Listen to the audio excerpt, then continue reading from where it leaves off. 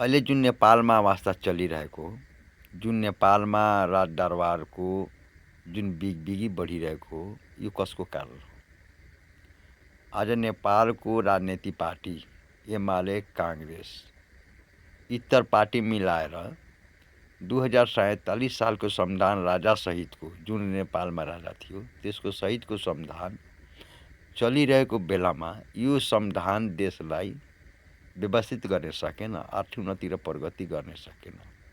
यसो कारणले नेपालमा जनयुद्ध जुन सुरुवात भयो, आज जनयुद्धले गरेको व्यवस्था र आज प्राप्त गरेको लोकतन्त्र, गणतन्त्र यसले के दियो नेपाली जनतालाई? यसले के दियो? आज कसको कारण हो?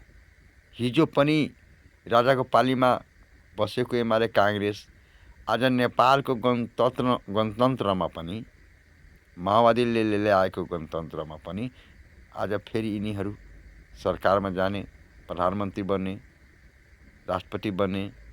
आज त्यही एमाले, काङ्ग्रेस जुन 47को संविधानमा प्रधानमन्त्री बन्थ्यो, मन्त्री बन्थ्यो, त्यो व्यक्ति बाहेक अर्को कोही छ? माओवादीको गल्तीको कारणले आज गणतन्त्र त आयो, सुन्दर हो गणतन्त्र, तर जनताले प्राप्त के गरे? पाए के? जनताको अधिकार वास्तविक पाए? जनताको छोराछोरीको रोजगार भयो, किसानको उत्पादन र सेलिङको ग्यारेन्टी भयो, स्वास्थ्य जीवनको ग्यारेन्टी भयो, स्वास्थ्यको शिक्षामा युवाहरूको भविष्यको ग्यारेन्टी भयो, निःशुल्क भयो, शिक्षा सम्पूर्ण विषय निःशुल्क भयो, स्वास्थ्य उपचार निःशुल्क भयो। आजसम्म पार्टीको नाममा आफ्नो घरको सदस्यहरूलाई लिएर माननीय बनाउने, विधायक बनाउने, यो बाहेक अरू के पायो? रातारात चप्पल लगाएर पसेको नेता करोडौँको मालिक भयो, 4 चक्कामा घुम्ने भयो, चुनावमा 10-20 करोड खर्च गर्छ। आज यसैको कारणले, माओवादीको गल्तीको कारणले आज देशमा यो गृहयुद्धको अवस्था बन्यो।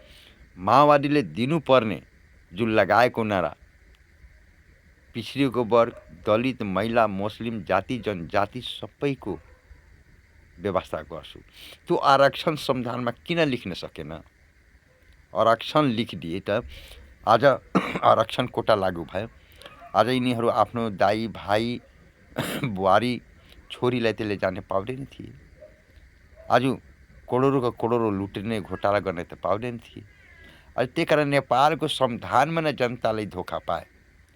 आज माओवादीको कारणले गणतन्त्र आए, सुन्दर हो, तर यसले धोका पाए, नेपाली जनता धोका पाए।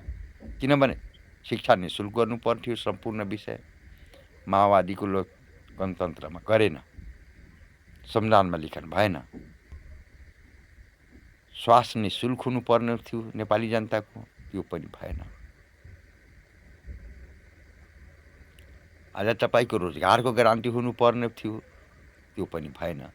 राजासहित र दलहरूको 47को संविधानमा त केही उद्योग धन्दा थिए, तर गणतन्त्र आएपछि त्यो समाप्त भयो। झन् त्यो बढाएर लानुपर्ने, नेपाली जनताको रोजगारको ग्यारेन्टी गर्नुपर्ने, समतल जमिनको प्रयोग गर्नुपर्ने, नदी नाल जङ्गल झाडीको प्रयोग गरेर यहाँ रोजगारको ग्यारेन्टी गर्नुपर्ने, त्यो भएन। झन् उद्योग धन्दा बढी बढाउनु पर्ने, नेपालमा बढाएर युवाहरूको रोजगार ग्यारेन्टी गर्नुपर्ने, त्यो भएन। शिक्षा निःशुल्क गर्नुपर्थ्यो, सम्पूर्ण विषय, त्यो पनि भएन। किसानको उत्पादन र सेलिङको ग्यारेन्टी गर्नुपर्ने, त्यो भएन। केजीमा 2 रुपियाँ नफा किन नहोस्? तर यो सबैको निम्ति ल्याएको गणतन्त्र, गरेको सङ्घर्ष माओवादीले आज आफै लुट खसोटमा फसेर देशलाई बर्बाद पार्यो। गणतन्त्र ठिक हो, त्यो कारण मैले स्वतन्त्रताको अभियानमा भन्दै आएको कि अब स्वतन्त्र व्यक्ति यो ल्याएको गणतन्त्रलाई रक्षा गरौँ, संविधान संशोधन गरेर आरक्षण कोटा लागू गरौँ, युवाको रोजगारको नेपालमा ग्यारेन्टी गरौँ, स्वास्थ्य निःशुल्क गरौँ, शिक्षा सम्पूर्ण विषय निःशुल्क गरौँ र नेपालमा उद्योग धन्दा सञ्चालन गरौँ र भ्रष्टाचारीहरूको सम्पत्ति छानबिन गरेर राष्ट्रियकरण गरौँ, चाहे राजाको होस् चाहे दलहरूको होस्, तर गरेन। त्यही कारण अब यो स्वतन्त्र व्यक्ति मात्र गर्न सक्छ। र नेपालमा 2 तहको सरकार चाहिन्छ। यो तेस्रो तहको सरकारको आवश्यकता छैन, प्रदेशको आवश्यकतै छैन। केन्द्र स्थानीय सरकार र स्थानीय सरकार 753 चाहँदैन। नेपालमा प्रत्येक जिल्लामा एउटा सरकार चाहिन्छ, त्यो पनि स्थानीय। बल्ल स्वतन्त्र व्यक्ति जितेर जान्छन्, केन्द्रमा होस् प्रदेशमा होस्, अनि उसले कुनै पार्टीले रक्षा गर्दैनन्, जनताको बलमा हुन्छन् अनि जनताको यो कार्यहरू पुरा गर्छन्। बल्ल नेपाली जनताले आर्थिक रूपमा सम्पन्न हुन्छ अनि नेपाल बल्ल तपाईँको एउटा नयाँ नेपालतिर अगाडि बढ्छन्। त्यसको निमित्त तपाईँको जनताको वास्तविक समस्यालाई पहचान गरेर अब युवाहरू नेपाली जनताहरू एक ठाउँमा आउनुपर्छ र त्यो स्वतन्त्र अभियानलाई अगाडि बढाउनुपर्छ। यो पुँजीपतिको सङ्घर्ष हो। राजा पनि 104 वर्ष शासन चलाएको हो। 2047 एमाले काङ्ग्रेस इतर पार्टी मिलेर राजा मिलेर सरकार चलाएको हो, राजा चलाएको हो। 2047 संविधानमा त राजा थिए, राजनैतिक पार्टी त प्रधानमन्त्री बन्थ्यो। के गरे त? झन् त्यसको विरोधमा ल्याएको माओवादी त साना साना जुन उद्योग धन्दा थियो त्यो पनि बन्द भयो। त्यो कारण गणतन्त्र ठिक छ, तर गणतन्त्रमा बस्ने नेताहरू नै लुटेर भए। त्यो कारण अब स्वतन्त्र व्यक्ति देशलाई गाइड गर्नुपर्छ, सम्पूर्ण जनता स्वतन्त्र हुनुपर्छ। यो राजाको बिगबिगी त्यो लुट्नको निमित्त हो। राजनीतिक पार्टी पनि लुटिरहेको र जनताबाट घिनाएको हो।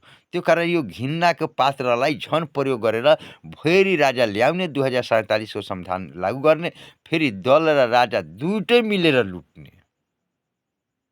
यस्ता टाइपको गिरेयुद्धले जनता सुखी सम्पन्न हुन सक्दैन। त्यो नेपाली जनताले पहचान गर्नुपर्छ र केन्द्रमा पनि स्वतन्त्र व्यक्ति, स्थानीय सरकारमा पनि स्वतन्त्र व्यक्ति र संविधानलाई मूल परिवर्तन गरेर आरक्षण कोटा लागू गर्नुपर्छ। दलित, महिला, मुस्लिम, जाति जनजाति, मुस्लिम सबैको अधिकार ग्यारेन्टी गर्नुपर्छ र त्यो आरक्षण सहितको कोटा लागू गर्नुपर्छ।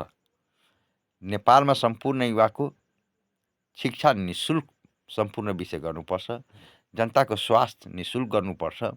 किसानको उत्पादन र सेलिङको ग्यारेन्टी गर्नुपर्छ। त्यसको नेपाल सरकार, भोलि जनताको सरकारले त्यसको व्यवस्थापन गर्नुपर्छ। केजीमा 2 रुपैयाँ नाफा किन नहोस्। उत्पादन गरेपछि त जनताले, किसानले आफ्नो उत्पादनको ग्यारेन्टी पाउनुपर्छ। त्यसको निम्ति भण्डारण गर्नुपर्छ अनि वितरण गर्नुपर्छ। यो नेपाल सरकारले गर्नुपर्छ र यो जनताको बल्ल स्वतन्त्र व्यक्ति जितेर गएपछि त्यो बल्ल यो चिजलाई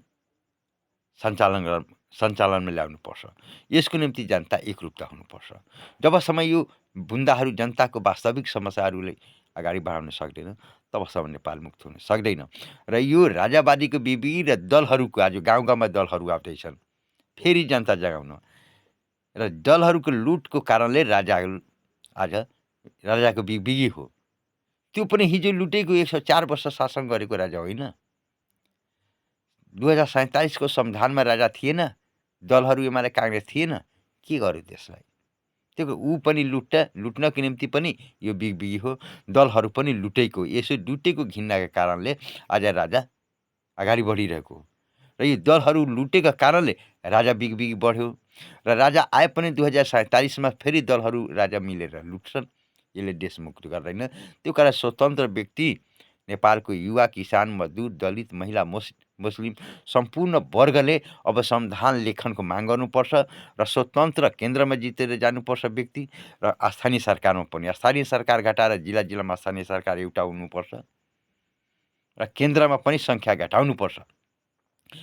बल्ल दुइटै संविधानमा यो केन्द्रित गरेर अनि बल्ल स्वतन्त्र व्यक्ति देशमा जितेर गएपछि बल्ल यो लागू हुन्छ र यो दुइटै गृहयुद्ध, यो दुइटै लुटेराहरूको गृहयुद्ध सफल गर्नुपर्छ। नेपाली जनता बुझ्नुपर्छ, सोच्नुपर्छ, समीक्षा आफै गर्नुपर्छ। बल्ल नेपाल अगाडि बढाउन सक्छ। यसको बाहेक विकल्प छैन। स्वतन्त्रताको अभियानमा चन्द्र सबाटा पटक पटक बोल्दै आएको, अझै पनि म बोल्छु। एकदम कसैले राजा आए पनि केही गर्न सक्दैन। दल र राजा 2047 संविधान लागू गर्छ, लुटेर खान्छ।